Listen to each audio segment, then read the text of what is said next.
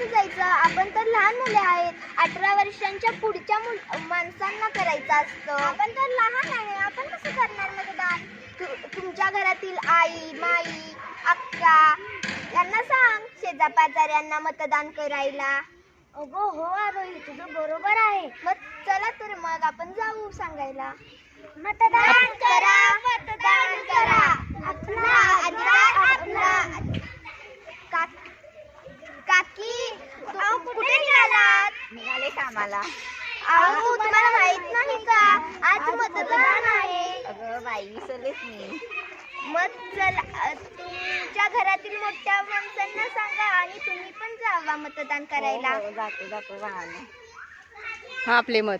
आपले मत.